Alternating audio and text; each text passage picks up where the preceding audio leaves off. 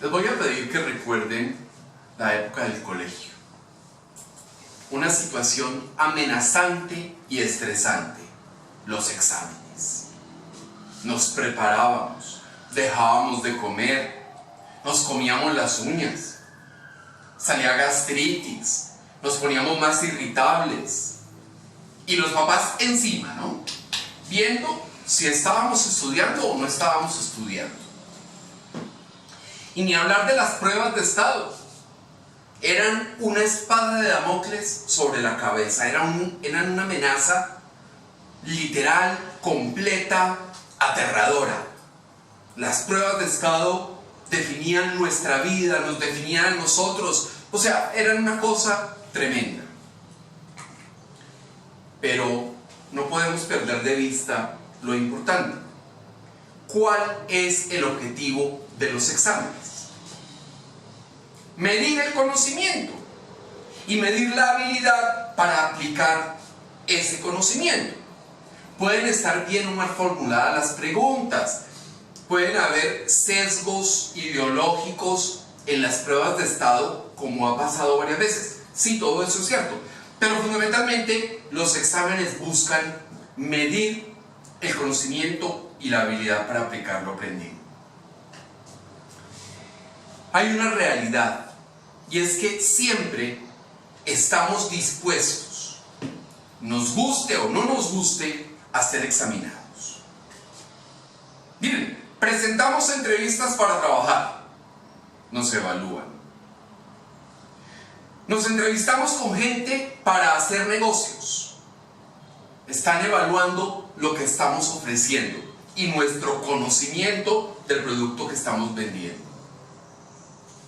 Los que estamos casados somos evaluados por nuestra pareja. Los que están de novios son evaluados por el novio o por la novia. ¿Sí? Los que somos padres somos evaluados por nuestros hijos. Y entonces, sabiendo que somos evaluados, aceptamos que acertamos y también que nos equivocamos. Pero hay una pregunta fundamental. ¿Estamos dispuestos a ser evaluados en nuestra vida cristiana? ¿Cómo nos iría si llegara Dios, nuestro Señor Jesucristo, saquen una hoja? Primera pregunta, ¿cómo nos iría? ¿Pasaríamos raspando o de panzazo, como dice en México? ¿O perderíamos esa evaluación? Miren, es muy frecuente oír hablar de los estándares, ¿no? Es que los estándares de vida, es que los estándares de fulano son muy altos, es que la exigencia de fulanito es terrible, espantosa, agobiante, ¿sí? Los estándares son un modelo, un patrón o una medida de referencia. Y en nuestra vida cristiana, obviamente, los estándares no son los del mundo. Nuestro estándar, nuestro modelo, nuestra medida de referencia es nuestro Señor Jesucristo. Nada más y nada menos. Y entonces, si Él es nuestro estándar, eso significa una sola cosa. Nuestros estándares son altísimos. Muy, muy, muy altos. Vamos a leer por favor Efesios, capítulo 5, versículo 1. Sed pues imitadores de Dios como hijos amados. Simple el versículo. Sed pues imitadores de Dios como hijos amados. Miren, la palabra imitar es tremenda y muy simple. Es ejecutar algo a ejemplo o semejanza de otra persona. es parecerse o asemejarse a otra persona. Es esforzarse por hacer algo lo mismo que otra persona. Y entonces cuando nos dice, sed imitadores de Dios como hijos amados, nos están planteando la palabra un desafío monumental. Haga las cosas como las hace Dios. En otras palabras, parézcase a nuestro Señor Jesucristo. Haga las cosas como las haría Jesucristo. Hay algunas iglesias en los Estados Unidos en las que la gente lleva una manilla con unas letras que significan en español, ¿qué haría Jesús en esta situación? Entonces, en cada desafío, en cada situación que vivimos en nuestra cotidianidad, es la pregunta que tenemos que hacernos. ¿Qué haría Jesús en esta situación? Si voy en la buseta y me empujan, ¿qué haría Jesús si fuera en la buseta y lo empujaran? Si voy en el bus y algún desadaptado hace algún tocamiento impropio, ¿qué haría Jesús en esa situación? Porque somos templos del Espíritu Santo. Entonces, ¿qué haría Jesús? ¿Se quedaría quieto? Y si voy manejando en mi carro o mi moto y se me cierra alguien, me pregunto en ese momento, ¿qué haría Jesús si se le cerraran? ¿Se iría a pelear? ¿Se iría a mostrar los dientes? ¿Sacaría la cruceta? ¿Qué haría Jesús en esa situación? Entonces, el modelo para medir nuestros estándares es Jesucristo. Él es nuestra medida de referencia. Esa medida de referencia en la industria se llama estándar. Y esa medida determina si lo medido está por encima o por debajo del estándar, de una calificación. La diferencia es que nosotros los cristianos no tenemos estándares arbitrarios, ni relativos, ni acomodados. Tampoco tenemos estándares basados en el promedio. Es decir, lo de nosotros no es lo que hace la mayoría. Como la mayoría de niñas quedan embarazadas entre los 13 y los 15 años, entonces el promedio es que si quedé embarazada a los 16, estoy muy bien. No, está muy mal.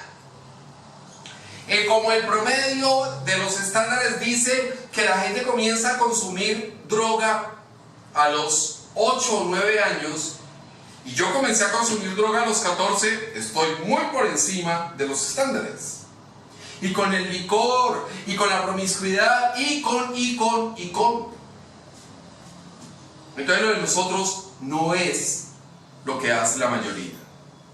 Lo de nosotros es altamente desafiante. Vamos a leer Mateo capítulo 16, versículo 24. Entonces dijo Jesús a sus discípulos: si alguno quiere venir en pos de mí, niéguese a sí mismo y tome su cruz y sígame. Entonces Jesús, nuestro modelo, es muy claro. ¿Ustedes quieren que yo sea su estándar? Nos dice Jesús. ¿Quieren que sea su modelo? Y uno, ¡ay, sí! Muy bien.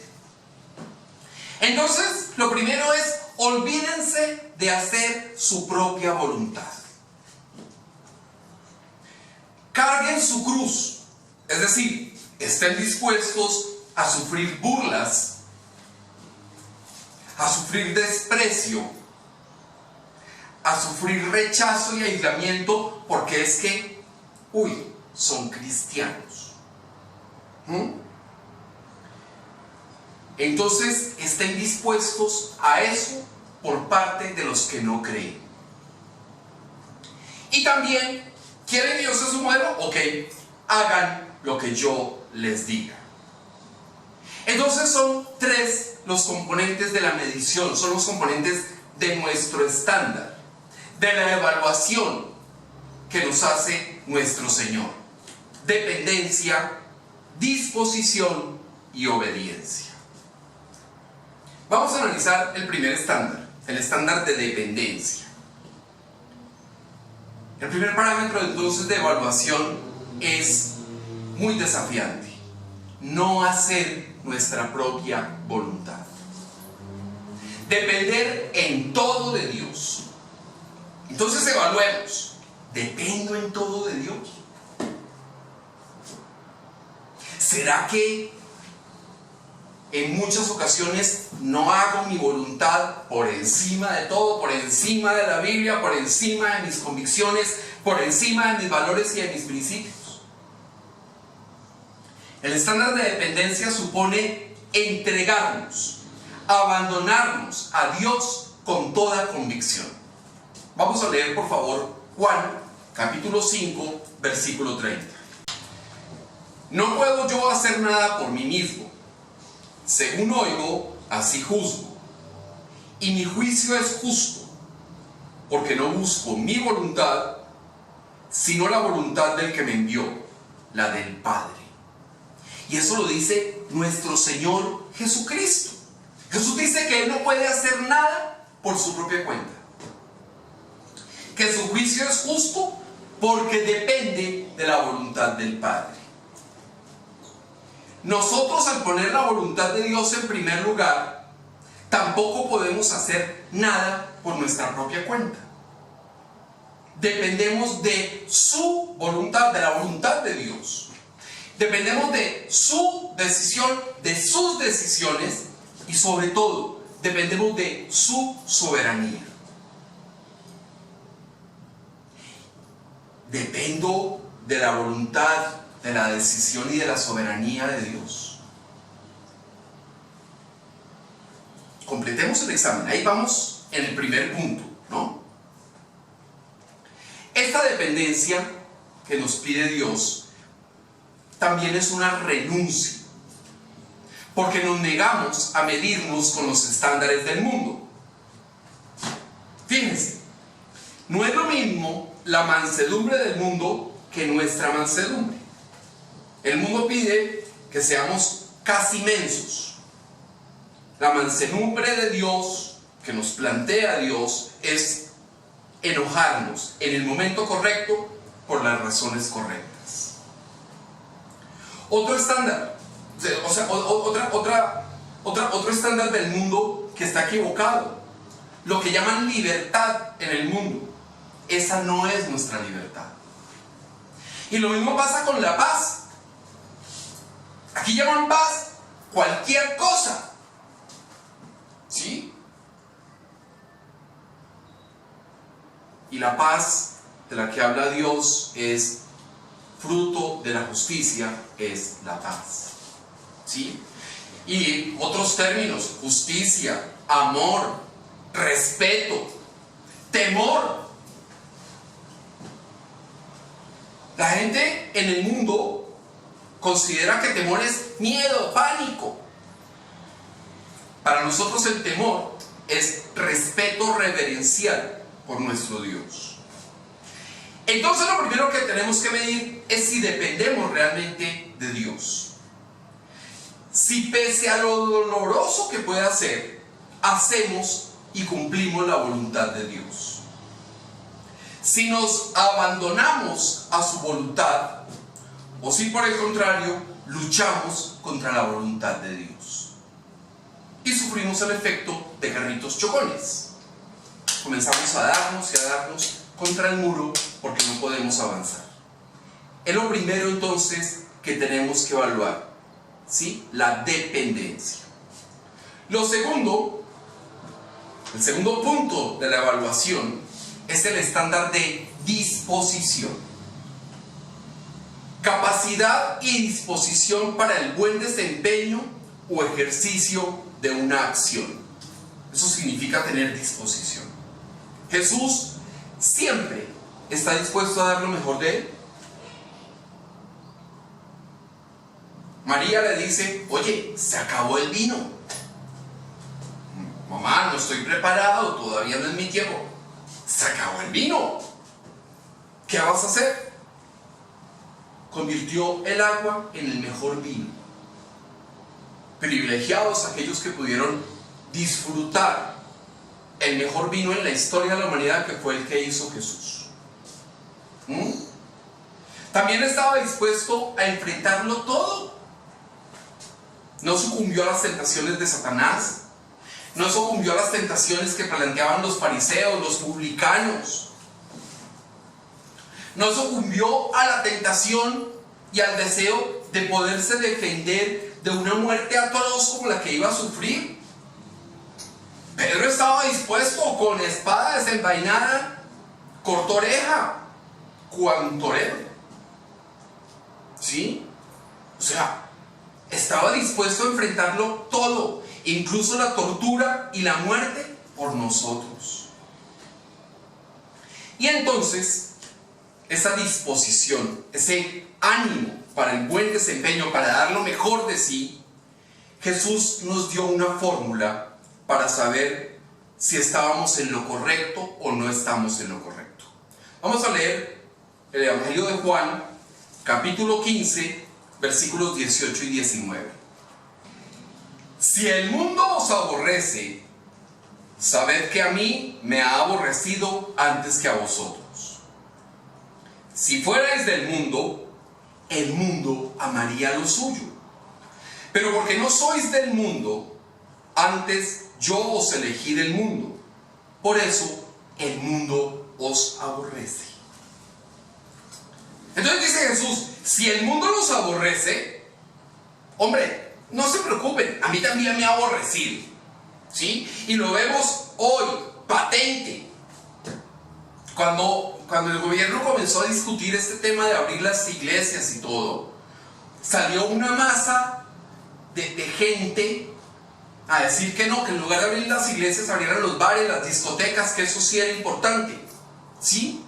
Porque el mundo ha aborrecido a Jesús. Entonces esa medida de disposición es qué tan incómodos somos para el mundo. Qué tan incómodos, qué tan molestos, qué tan fastidiosos somos para el pecado. Qué tan insufribles y detestables somos para Satanás. ¿Somos una piedra en el zapato para Satanás? ¿O sencillamente no le importamos porque no hacemos absolutamente nada en su contra? Porque somos inocuos, porque no somos una amenaza para Satanás. O sea, ¿en qué estamos ahí? ¿Sí? ¿Somos incómodos para el mundo? ¿Somos fastidiosos para el pecado? ¿Somos detestables para Satanás o no? Entonces, si no estamos levantando ampolla, si no estamos siendo incómodos, si no estamos siendo piedritas en el zapato, algo está fallando en nosotros.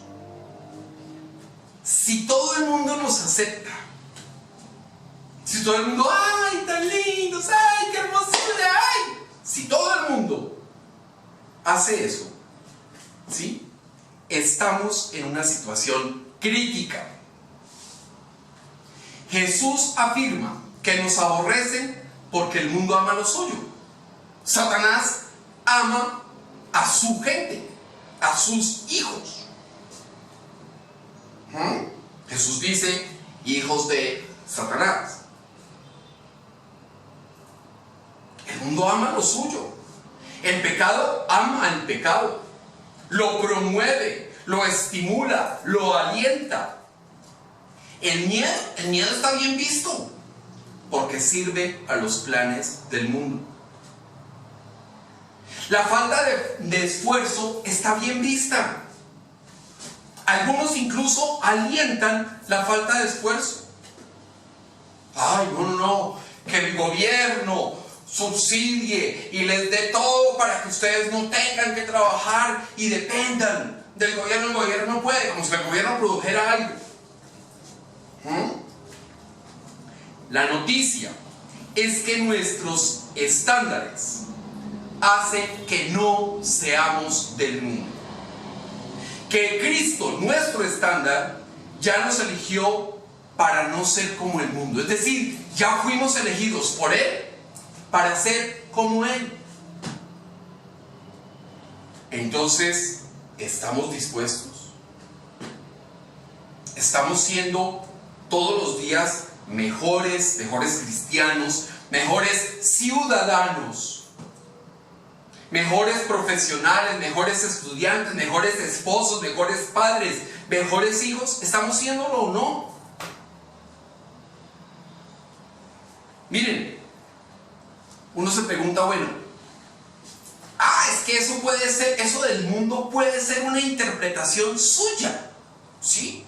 Porque, puede ser el mundo ese planeta, o sea, no está hablando de la gente ni de Satanás. Esos son, de pronto pueden ser inventos suyos. Vamos a leer Primera de Juan, capítulo 2, versículo 16. Vamos a ver entonces a qué se refiere nuestro Señor con eso del mundo. Porque todo lo que hay en el mundo, los deseos de la carne, los deseos de los ojos y la vanagloria de la vida, no proviene del Padre, sino del mundo.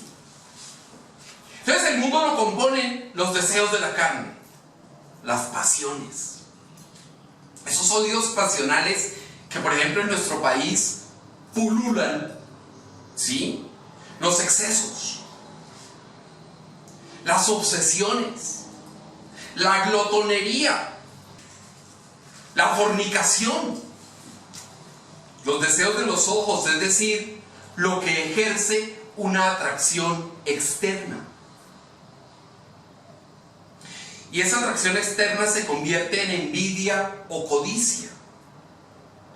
Se anhela lo prohibido que pasa por los ojos. Aquellos que van por un centro comercial o por una calle y pasa una chica bonita acompañada y pues se les van los ojos y tienen que mirar con la boca abierta porque seguramente no pueden ver con la boca cerrada. En fin, la vanagloria, es decir, el orgullo, la arrogancia, la soberbia, la importancia que se le da al logro personal, al yo me hice solo. Qué mentira tan grande. Esa autosuficiencia que impide reconocer a Dios como soberano. Eso es el mundo. Entonces, ¿tenemos disposición para ser excelentes? ¿Estamos dispuestos a seguir el modelo de Jesús? ¿Estamos dispuestos a que nos aborrezca el mundo? ¿Estamos dispuestos a salir corriendo de las amenazas de la carne y de los ojos y de la vanagloria? Porque eso no viene de Dios, sino del mundo. Miremos en el examen, en la evaluación de los estándares, de nuestros estándares de vida. ¿Qué estamos haciendo al respecto? Y el tercer estándar es el estándar de obediencia. Vamos a leer por favor Romanos, capítulo 12, versículo 1. Así que hermanos, os ruego por las misericordias de Dios, que presentéis vuestros cuerpos en sacrificio vivo, santo, agradable a Dios, que es vuestro culto racional. El apóstol Pablo aquí en Romanos nos está diciendo, haga las cosas como las hace Jesucristo. La obediencia es fundamental para entender el estándar dado por Jesús. Pablo dice que nos presentemos en sacrificio vivo, santo y agradable a Dios. Entonces, en obediencia, nos presentamos ante Dios en sacrificio vivo. ¿Y qué quiere decir eso del sacrificio vivo? Es que recordemos que antes de Jesús, los sacrificios eran muertos. Era el cordero, era la vaca, era la paloma, era sacrificios muertos. Y esto es revolucionario. Lo que está diciendo Pablo es, mire, ya no son sacrificios muertos, no son cadáveres. Van a ser ustedes que se presentan como sacrificio vivo, que se ofrece ante Dios. Eso de sacrificio vivo hay que entenderlo muy bien, porque no habla de tratar con crueldad el cuerpo. No habla de hacer penitencias, ni de subir de rodillas y con frijoles en las rodillas el cerro de no sé dónde. Ni siquiera habla de usar tapabocas con barba, una cosa horrible, espantosa. O sea, respeto y admiro profundamente a esos muchachos u hombres que usan tapabocas con la barba. O sea, ese es un sacrificio tremendo. Y eso no lo quiere Dios, ¿no? O sea, ojo, por si acaso, tampoco, eso no le sirve a Dios. Tampoco se trata de alejarse de la sociedad como ermitaño. Yo evito los pecados, entonces me alejo. Me voy a vivir por allá, a un lugar abarrotado, donde no pase absolutamente nada. Eso no sirve, eso no es un sacrificio vivo. El sacrificio vivo es vivir al servicio de nuestro Señor y del prójimo. Es amar al prójimo y dar lo mejor de nosotros mismos al prójimo. En obediencia también nos presentamos en sacrificio santo. ¿Qué es un sacrificio santo? Respetar y honrar el hecho de que hemos sido apartados para Dios. Es que no es lo mismo que uno ande por la calle o ande en cualquier parte sin haber sido elegido por Dios. Y otra cosa muy distinta es que yo vaya por la calle, vaya por la vida sabiendo que fui elegido por Dios. Eso tiene unos componentes que tenemos que aceptar y obedecer. ¿Sí? Nunca hemos visto a la reina Isabel en conductas impropias. Ella honra y respeta el puesto que tiene dentro de la realeza. ¿Y qué creemos? Es que nosotros somos de la realeza. Nosotros somos hijos de Dios. Y como tal, tenemos que asumir nuestra posición de la realeza. No vamos a andar por ahí todos descalzonados, sucios, mechudos. Por ahí. No. Andamos bien puestos. ¿Sí? Vamos a andar con los zapatos todos sucios y con los pantalones rotos por todas partes. No, o sea, nos respetamos porque respetamos y honramos el hecho de que somos hijos del Rey. ¿Sí? También significa que estemos dispuestos a ser usados por Dios y a ser usados para sus propósitos, no para mis propósitos, no para los propósitos de mi esposa o de mi novio o de mi novia, no, para ser usados para los propósitos de Dios. En obediencia nos presentamos en sacrificio agradable a Dios. ¿Sí? Es decir, nos pide el apóstol Pablo que seamos una ofrenda apropiada, que seamos olor fragante, limpio e irreprensible. Porque la flor puede aparentar ser muy bonita, pero si huele mal, no es algo agradable, no es una ofrenda apropiada. Entonces sí, tenemos estándares pero muy altos en la vida. Y esos estándares han sido fijados nada más y nada menos que por nuestro Señor Jesucristo. Y son estándares de dependencia, de disposición y de obediencia.